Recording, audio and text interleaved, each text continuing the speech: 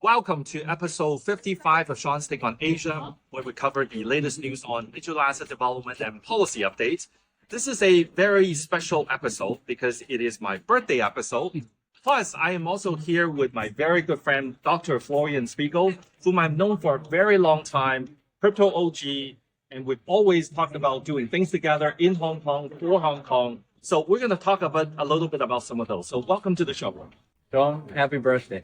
Thank you so much. It's a great honor to be here on this day specifically. And indeed, we go way back. So We do. We could probably fill 4 hours of podcast. We do that maybe one day. One day. Not today. Today One is day. more about One day. celebrating you. Exactly. Well, no, us, our friendship. Okay, so Florian, I've known Florian for what, 6-7 years now, right? Somewhere around there. We've always talked about the tokenization of assets, right, and bringing it onto the blockchain, and then also enabling, the democratization of investment, and then also obviously all of the compliance-related things that goes with it. But before we go into these more technical details, let's talk a little bit about how you ended up in Hong Kong in the first place. And good question. Also, could be a long answer, but as many things, it's a combination of like the personal side and the professional side. So for me, I was working in Swiss banking. I was Right. going all over the world. I always loved coming to Hong Kong. Work related, coming to the city was always, wow, that's different, special. And then, of course, for me, it was at some point the decision to step out of banking, Right. to build something of my own, become an entrepreneur. And then, to me, we should follow certain heuristics. Right. One of them is go where the growth is. Yes. And yes, we go through our micro cycles and there's politics, there's other things. In the macro perspective, Asia is what it goes. And then it's more about, personally, where do you want to live? Hong Kong, I grew up in the Austrian mountains. Right. So in Hong Kong, we see it. Right. The green Oh, hill. we have mountains, but no snow. Very different than where you grew up. We wouldn't call that mountain, those are hills. Okay, I got it. But you can go trail running, right? You can go out 30 minutes on a boat. Right. And it's like island.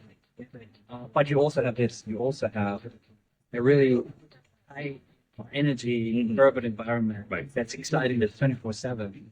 So that combination, I think, for personal reason, still, I was actually running downstairs here this morning. Really? Just Downstairs, along the boardwalk. promenade, yeah. Right. So sun coming out, early morning, sun coming out. Beautiful. Hong Kong, it's just a new place. Yeah, So, absolutely. and then, of course, the usual reasons. Very efficient place to get business, very efficient to getting out to travel. Right. And then, for me specifically, also, blockchain, tokenization, the regulatory environment. That's a reason why we're still here. Right. Right. So I knew you were Austrian, but you're the first economist that I got to know very well. And what surprises me a lot with the way how you think is that crypto, especially in our industry, crypto is not just an asset. It's not just some speculative thing that you play up and down. You don't come with a trader mindset. You come with a mindset in terms of how do you actually build a token economy, whether it is RWAs that you're focusing on now, but also the broader kind of crypto digital asset economy. How was there a transition coming from like an economist background and then now going into this game? Because I tell you, right, like we talk about this a lot. There's so many crypto traders, and there's obviously programmers and developers. There's not enough economists that are in our industry. Well, I had a professor I really liked, and he said something that I believe is true, that everything in life or in the world is politics. If it's not politics, it's economics. Okay. Right. We are homo economicus, right? Yes. They're, in the broadest sense, driven by fundamental economics in the broadest sense. So a lot of the world you can explain, you can predict, you can look at from the lens of economics. Right. And for me, particularly the macro perspective is very interesting. Now, my interaction in Austria with that whole field, we have this Austrian School of Economics, which has a few things that made me very, very early interested in Bitcoin, actually.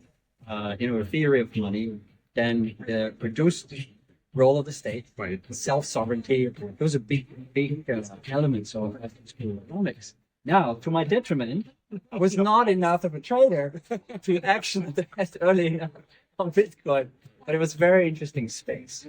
And so how I look at this today is actually from the perspective of market infrastructure. Mhm. What does market infrastructure do to financial services and to financial services centers broadly?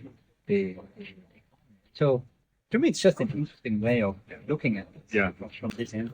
So that I think that's a really good pivot into talking about what you do now. So you're the founder, CEO of Algorand, right? SFC licensed digital asset provider here in Hong Kong. Let's talk a little bit about the broader industry, right? RWA. I mean, you and I have been talking about tokenizing real-world assets for what? Ever since we knew each other. Years. And I think it's now the term that RWA and all of these things are coming up, and obviously a lot of institutions are getting into the game. So how do you look at this whole industry in terms of one, do you really need to tokenize these RWAs? And when you tokenize them, what do you actually get out of it? What's your point of view? First of all, back to economics. Taxonomy matters, right? So right. the nomenclature matters. And once you know or you agree, what is our definition of RWA, then you can debate it.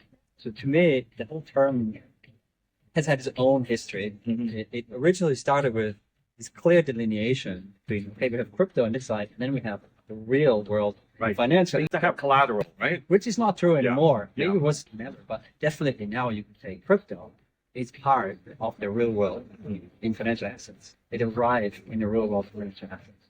So the way I define real world assets today is assets that are either are or are building the real world around us. So that can be companies, investing in private equity, venture capital. There can be infrastructure investment. Right. In a place like Hong Kong, real estate, right, potentially. Keeps the world moving. Real estate, so physical assets, Right. real estate, collectibles, etc. Can also be, lending to companies, etc. Right. The broader alternative assets, private market space, to me, is what real world assets are. And here, back to your question one, you could argue in this specific space, we have not seen any innovation for decades of how we transact and how we keep records of these type of assets. If I invest into a private company today, it's still paper-based, file-based. Right. Of course. Everyone has their own system. It takes weeks. Good case, months in the bad case. A lot of money for each transaction.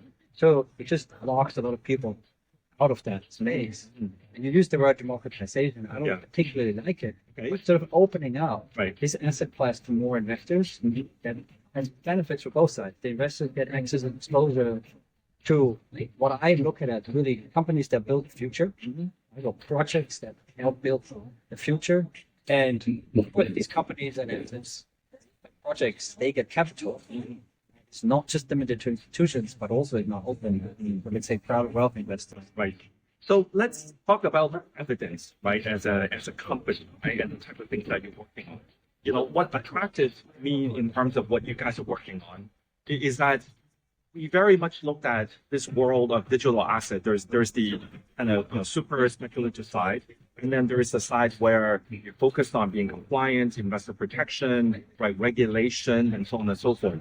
And I think the last 12, 18 months, we're starting to see a lot of very large institutions getting into the game, like BlackRock, Fidelity, UBS, State Street, and so on. And we can go on and on.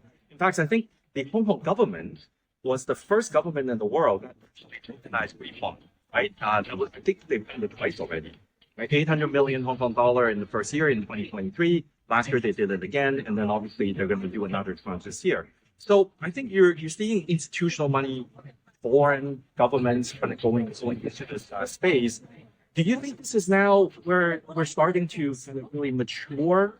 We're moving away from the crazy NFT, that's also tokenization of some sets, right? Digital arts and whatnot.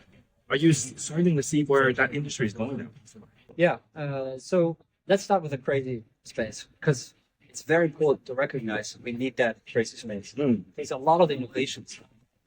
For the people inside it, it's totally not crazy, That's true. With meme coins and shit coins, all of that is part of the broader ecosystem. It's actually really important.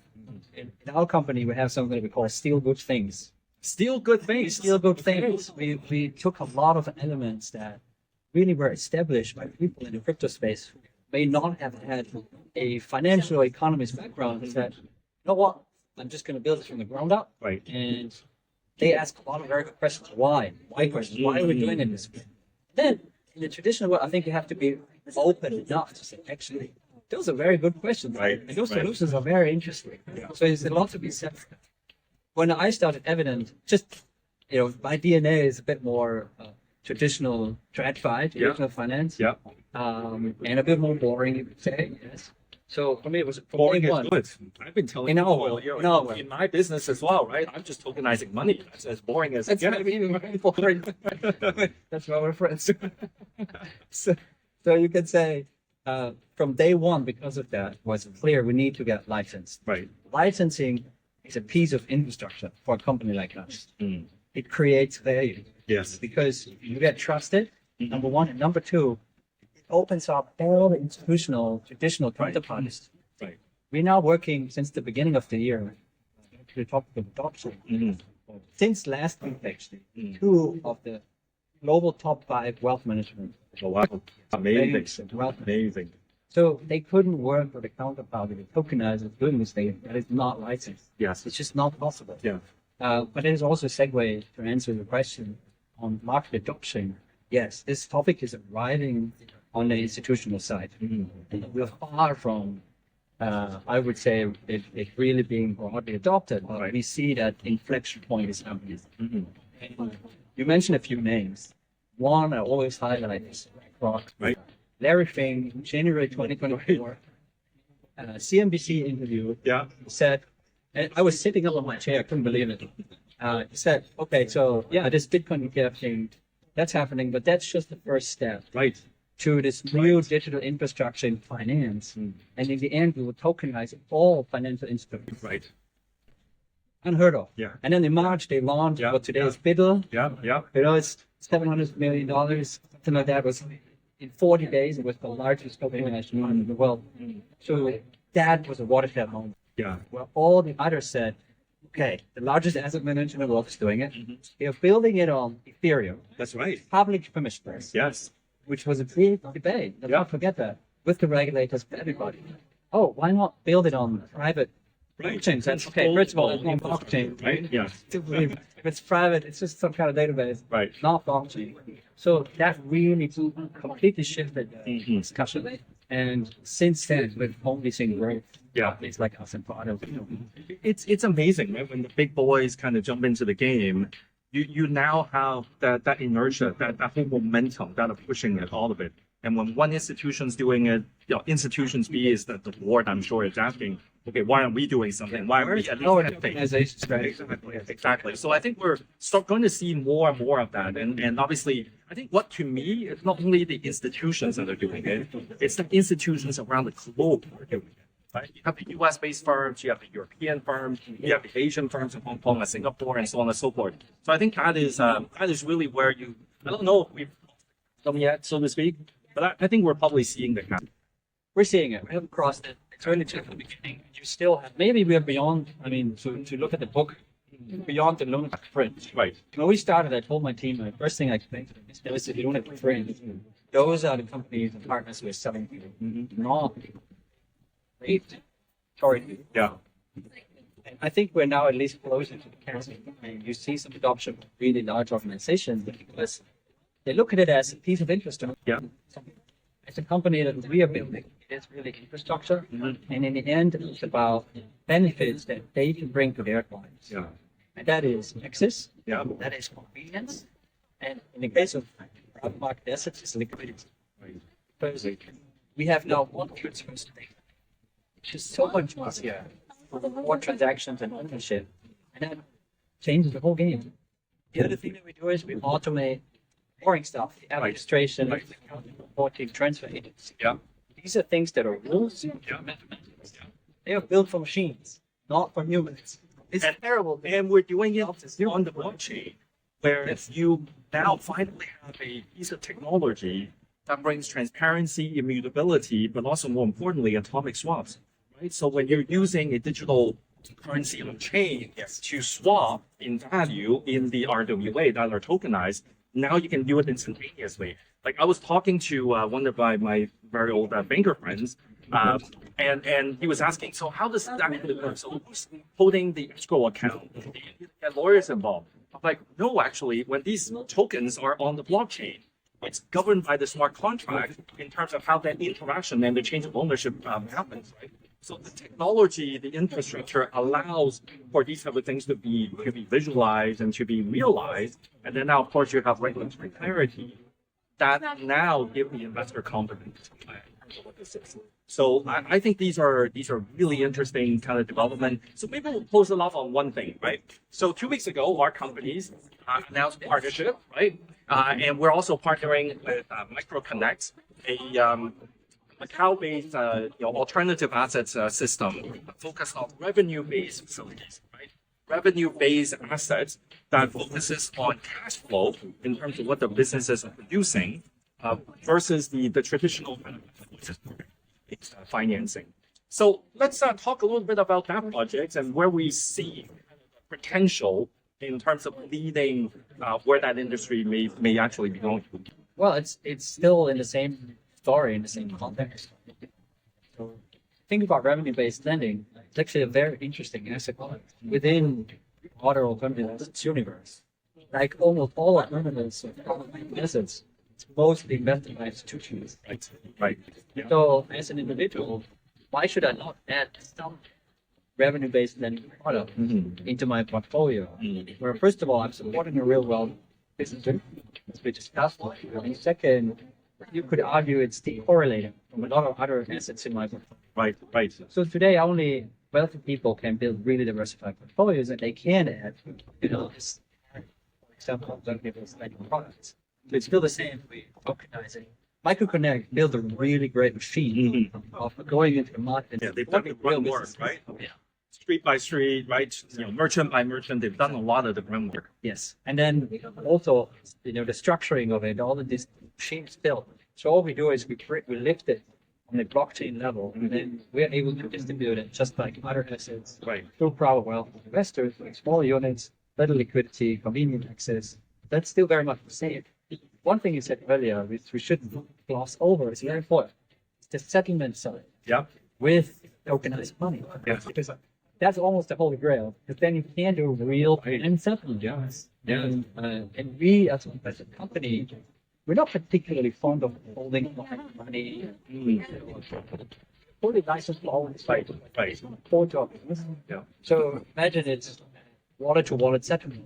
I don't need to your money Right. It anywhere. could be in the custodial wallet, right? In your wallet. Custodial even. Yeah. And so it's just in your wallet. Yeah. And up to the very moment where it settles, it's Yeah. yours is with. That's right. And then it settles atomically Yeah. in real time. Yeah.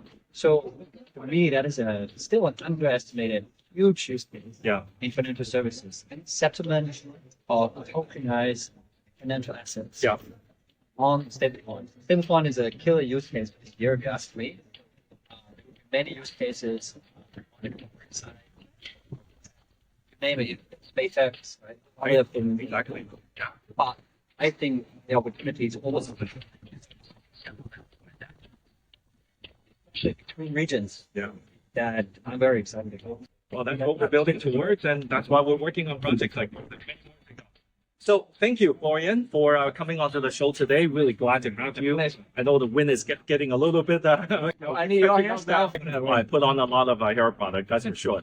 So thank you so much for tuning into this episode. That was episode 55. If you like this content, please subscribe to the YouTube channel as well as our LinkedIn page. Until next time, we will talk to you more about digital asset specific capabilities, use cases, and also where the policy development may be going in Asia. So thank you.